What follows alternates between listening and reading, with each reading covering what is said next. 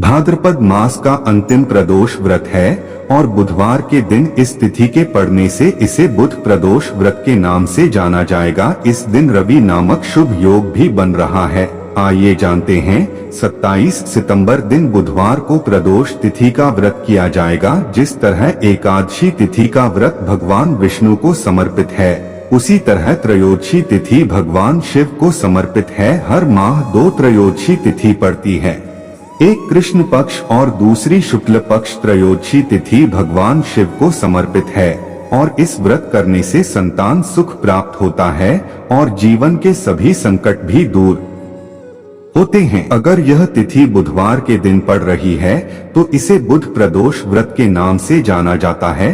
पुराणों में इस तिथि के व्रत को सर्व सुख प्रदान करने वाला बताया गया है। बुध प्रदोष व्रत के दिन भगवान शिव और माता पार्वती के साथ विघ्नहर्ता भगवान गणेश की भी पूजा करनी चाहिए। बुधवार के दिन को आने वाले प्रदोष को सौम्यवारा प्रदोष व्रत भी कहा जाता है। शास्त्रों में बताया गया है कि इस व्रत के करने से जीवन में सुख समृद्धि के योग बनते हैं और ग्रहों नक्षत्रों का शुभ प्रभाव भी पड़ता है। साथ ही इस व्रत के करने से कुंडली में बुध ग्रह की स्थिति मजबूत होती है और उसके अशुभ प्रभावों में कमी आती है। इस तिथि का व्रत करने से सभी मनोकामना पूरी होती है और भगवान शिव और माता पार्वती का आशीर्वाद प्राप्त हो रहा है। पौराणिक मान्यताओं के अनुसार प्रदोष तिथि पर भगवान शिव कैलाश पर्वत के रजत भवन में नृत्य करते हैं और सभी देवी देवता उनकी स्तुति करते हैं। बुध प्रदोष तिथि का व्रत शिक्षा व ज्ञान प्राप्ति के लिए किया जाता है। गणेशोत्सव में बुध प्रदोष तिथि का व्रत आना बहुत शुभ संयोग माना जा रहा है। इस व्रत के करने से अश्वमेध यज्ञ के बराबर पुण्य फल की प्राप्ति होती है। बुध प्रदोष व्रत के दिन रवि नामक शुभ योग बन रहा है और साथ ही सूर्य हस्त नक्षत्र में गोचर कर रही हैं।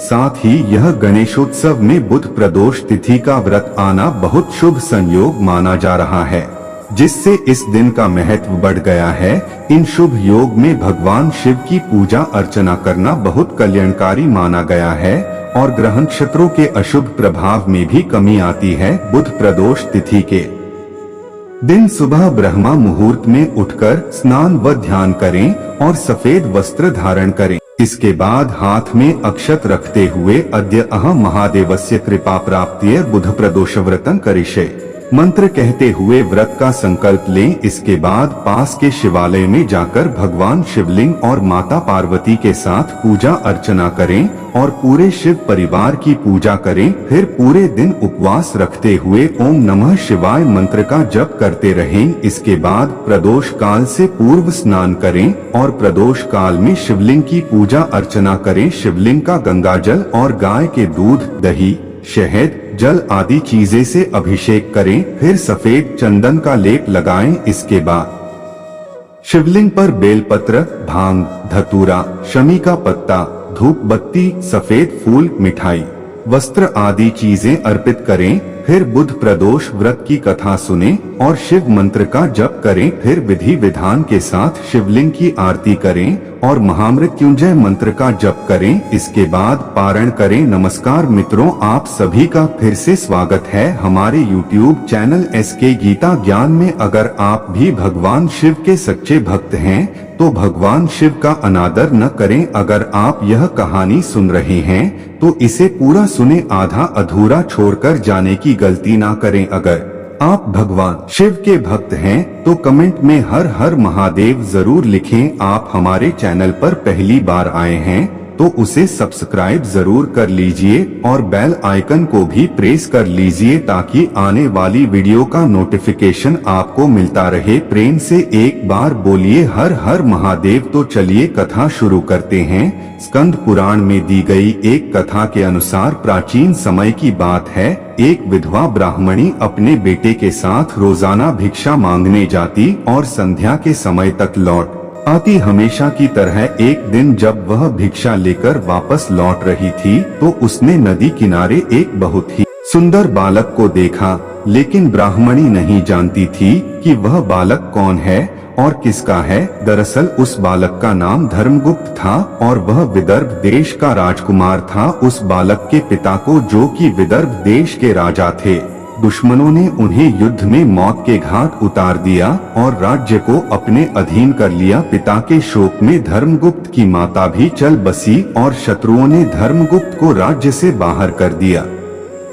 बालक की हालत देख ब्राह्मणी ने उसे अपना लिया और अपने पुत्र के समान ही उसका भी पालन पोषण किया। कुछ दिनों बाद ब्राह्मणी अपने दोनों बालकों को लेकर देवयोग से देव मंदिर गई, जहां उसकी भेंट ऋषि शांडिल्य से हुई। ऋषि शांडिल्य एक विख्यात ऋषि थे, जिनकी बुद्धि और विवेक की हर जगह चर्चा थी। ऋषि ने ब्राह्मणी को उस बालक के अतीत यानी कि उसके माता पिता के मौत के बारे में बताया, जिसे सुन ब्राह्मणी बहुत उदास हुई। ऋषि ने ब्राह्मणी और उसके दोनों बेटों को प्रदोष व्रत करने की सलाह दी और उससे जुड़े पूरे विधि विधान के बारे में बताया। ऋषि के बताए गए नियमों के अनुसार ब्राह्मणी और बालकों ने व्रत संपन्न किया, लेकिन उन्हें यह नहीं पता था कि इस व्रत का फल क्या मिल सकता है। कुछ दिनों बाद दोनों बालक वन विहार कर रहे थे, तभी उन्हें वहां कुछ गंधर्व कन्याएं नजर आईं, जो कि बेहद सुंदर थी। राजकुमार धर्मगुप्त अंशुमति नाम की एक गंधर्व कन्या की ओर आकर्षित हो गए। कुछ समय पश्चात राजकुमार और अंशुमति दोनों एक दूसरे को पसंद करने लगे और कन्या ने राजकुमार को विवाह हेतु अपने पिता गंधर्वराज से मिलने के लिए बुलाया। कन्या के पिता को जब यह पता चला कि वह बालक विदर्भ देश का राजकुमार है, तो उसने भगवान शिव की आज्ञा से दोनों का विवाह कराया। राजकुमार धर्मगुप्त की जिंदगी वापस बदलने लगी। उसने बहुत संघर्ष किया और दोबारा अपनी बहुत पुरानी बात है, एक पुरुष का नया नया विवाह हुआ था। वह गौने के बाद पत्नी को लेने अपने ससुराल पहुंचा और उसने सास से कहा कि वह बुधवार के दिन ही अपनी पत्नी को लेकर जाएगा। उस पुरुष के सास ससुर साले सालियों ने समझाया कि बुधवार को पत्नी को विदा कराकर ले जाना शुभ नहीं है, लेकिन वह पुरुष नहीं माना।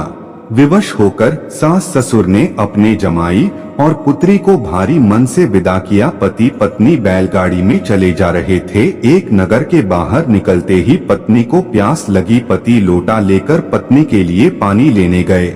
जब वह पानी लेकर लौटा, तब उसने देखा कि उसकी पत्नी पराये व्यक्ति द्वारा लाए लोटे से पानी पीकर हंस हंस कर बात कर रही थी। वह पराया पुरुष उस ही व्यक्ति की शक्ल सूरत वाला था। ऐसा देखकर वह व्यक्ति पराया व्यक्ति से आग बबूला होकर लड़ाई करने लगा। धीरे धीरे वहां काफी भीड़ एकत्रित हो गई और सिपाही भी आ गए। सिपाही ने स्त्री से पूछा कि सच सच बताओ कि तुम्हारा पति इन दोनों में कौन है, लेकिन वह स्त्री चुप रही, क्योंकि दोनों ही व्यक्ति हमशक्ल थे। बीच राह में अपनी पत्नी को लुटा देखकर वह व्यक्ति मन ही मन शंकर भगवान की प्रार्थना करने लगा, हे भगवान, मुझे और मेरी पत्नी को इस मुसीबत से बचा लो। मैंने अपनी पत्नी को बुधवार के दिन विदा कराकर जो अपराध किया है, उसके लिए मुझे क्षमा कर दो। भविष्य में मैं ऐसी गलती कभी नहीं करूंगा। भगवान शिव उसकी प्रार्थना से भ्रमित हो गए और दूसरा व्यक्ति उसी समय कई अंतर ध्यान हो गया। इसके बाद वह अपनी पत्नी के साथ वह सही सलामत अपने नगर पहुंच गया। इसके बाद से दोनों पति पत्नी नियम पूर्वक बुधवार के दिन प्रदोष व्रत को करने लगे। दोस्तों, उम्मीद करते हैं आपको यह कथा पसंद आई हो, तो वीडियो को लाइक और शेयर अवश्य कर दीजिएगा। और आप हमारे चैनल पर पहली बार आए हैं तो इसे सब्सक्राइब जरूर कर दीजिए और बेल आइकन को भी प्रेस कर दीजिए, ताकि आने वाली वीडियो का नोटिफिकेशन आप सभी को मिलता। और आप भी भगवान शिव और भगवान विष्णु के भक्त हैं तो कमेंट बॉक्स में हर हर महादेव श्री हरि अवश्य लिख दीजिएगा।